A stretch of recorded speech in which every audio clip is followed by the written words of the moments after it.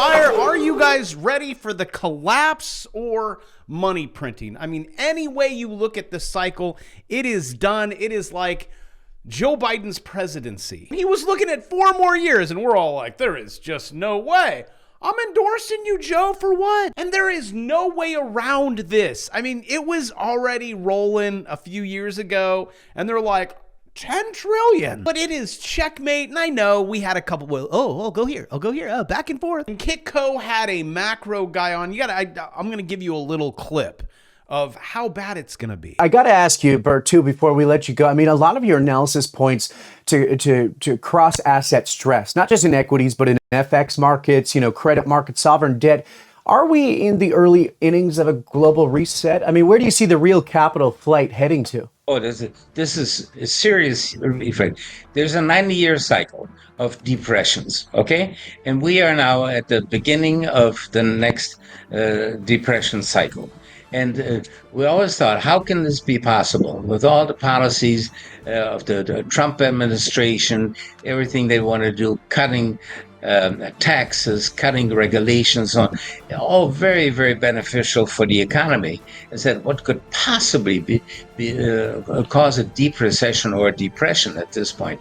Well, I think we're starting to see it, that even these measures are not going to be sufficient. Long-term cycles are very powerful because the markets, people forget this, the markets are not the function of price-earnings ratios and dividends and buybacks. What is this that you hear all the time, The markets only depend on one thing, and that is emotions. So if you want to check out that video, full-length video, the crash starts here. It's with Bert, and it's Kitco News, and it's 33 minutes and 24 seconds, but I'll explain it to you in 5 seconds. Game's over, checkmate, we all die. But it's all based on these same cycles, and there's a lot of different macro guys throughout the decades that have measured quantitative, or however you want to break it down. We go in cycles and we're at the end. Strauss had one, the fourth turning, and where are we now? Well, to summarize, because I know your time is limited, the end is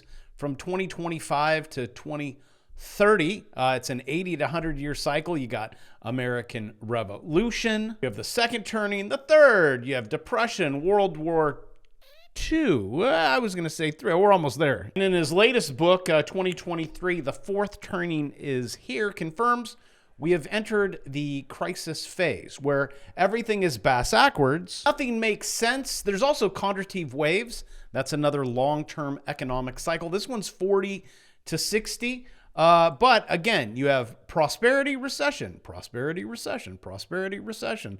Money printing in a debt-based system that is in form of credit, where you expand it, which you just witnessed a very large expansion of the monetary system of money. It wasn't the Fed go burr. It actually happened in the bond market. Oh, and for those of you in the financial markets, there is no safety anymore. Even our 30-year bond should be just even keel, steady. This thing right here, which is supposed to be safety, 30 years, is traded like a meme coin. This is because we are at the end. And what you saw in yields were just going crazy, made absolutely no sense.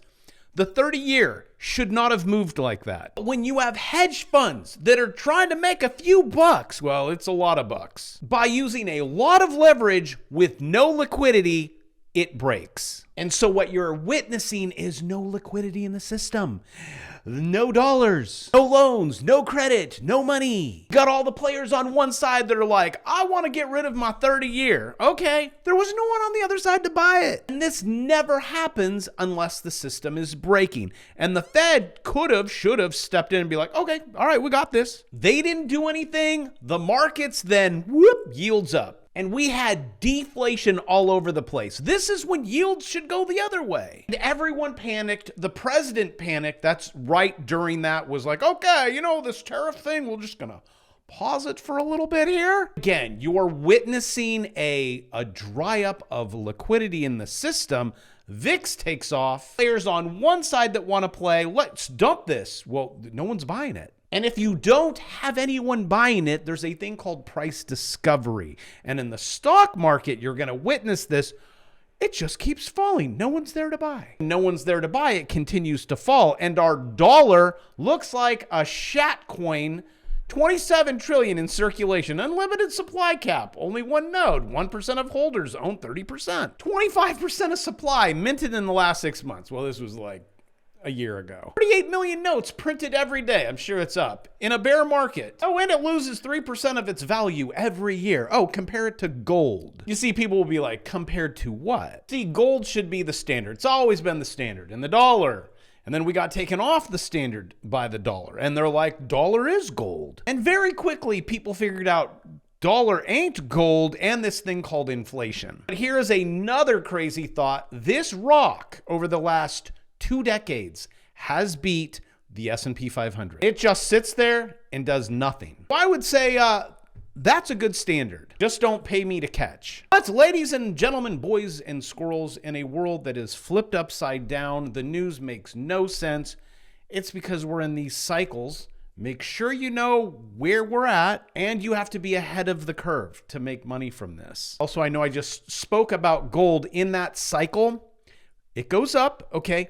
Liquidity crisis, everyone runs, they need cash and they sell everything. And in a recession, depression, it all goes. It's the sell button. But then don't worry, it will be back. Cycles, steam engine, steel, industrial, electrical power, petro, information, tech, digital, AI. Actually, the 2 things you were just looking at, I had AI do it. Wha-bam. Everyone gets excited, runs in, but they're too late because now the people who've already been in, they're getting out. Idiots get left holding the bag. It rolls over. We print by creating bonds and then injecting the digits into your account, causing inflation. We pump, we go up. It rolls over again. Now, when you better hope and pray, we hold that little blue line that goes all the way back to when the money printers kicked in right there. It was actually that little red flag is when I introduced my swing trading course and we made a lot of money going up. And then my bear market course, money down. And then my options futures course, money up with leverage. And now we're down. Not just that, on the monthly, you have confirmation a lot down. You have death crosses. You have everyone's oscillators rolling over. We're going down. The roller coaster is heading lower. And right about now, everyone's going to blame Trump because it's the tariffs. Oh, people are getting laid off. It's the market cycle. Yes, bravo, but this is what's going to happen. The Fed, just like they did last time, which was right there, they lowered interest rates to 0, causing a little bump. Can't catch that on the monthly. And then it kept going lower. And I just Googled debt clock 2019, 21 trillion. And then 2020, 2021 it started to change. And then 2020, 26 trillion. What's happening? Now we're at 36, 37 trillion. They're printing bonds, also known as Monty Printer Go Burr, and you have to pay that back in your taxes.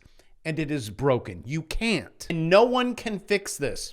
Trump can't fix it. Bringing Joey B can't fix it. Janet Yellen kicked it a little bit by issuing short-term bills that all the 10 trillion, they're 9 trillion are coming due now. This at the same time the bond market's blowing up. Great, refinance the debt at even higher rates. Wait, bravo, we got tariffs. All the jobs are going to come back. Everything's going to be great.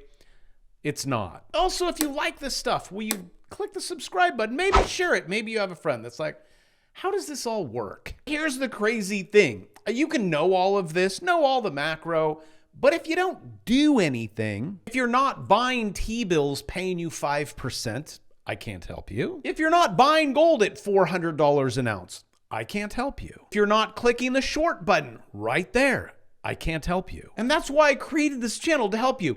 You put buy here, make 62% up. Actually, 64.29% up. And then on the way down, you're making 22%. And then on the way up, 60%. Actually, about 55% on the way up. Now, guess what? This is the S&P 500, and you could easily beat that. I mean, look at Warren Buffett, Berkshire Hathaway, absolutely destroying the S&P 500 over, that's 30 years?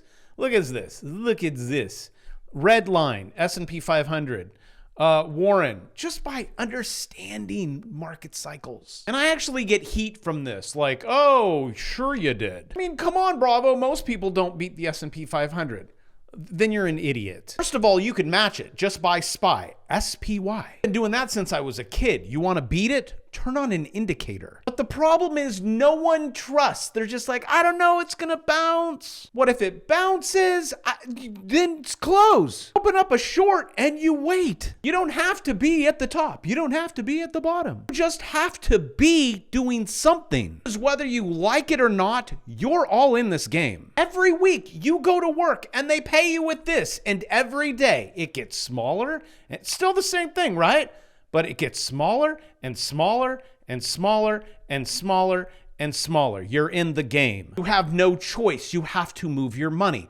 You have to move it here, and you got to know is this the top? Is this the bottom? You got to move it here, top, bottom. You got to move it here, top, bottom. And you could do it every day if you want to. You're like, oh, great, I'm up 285% on one contract. No, they don't teach you about this in school, nor in college, nor anywhere. If you want to learn, I have a new course, 1 million. Trying to get everyone over the finish line. It's nice to have those digits. Solves a lot of problems. And then if you're really lazy, I show you how to click it and forget it. Plus, we're in a bear market. I know no one wants to confirm it yet. I've been the only one.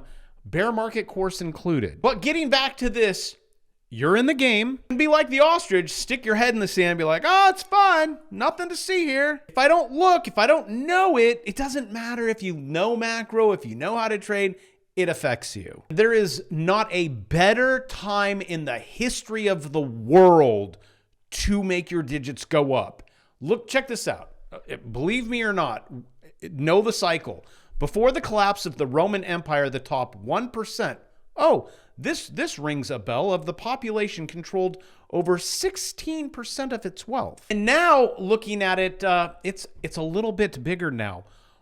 1%.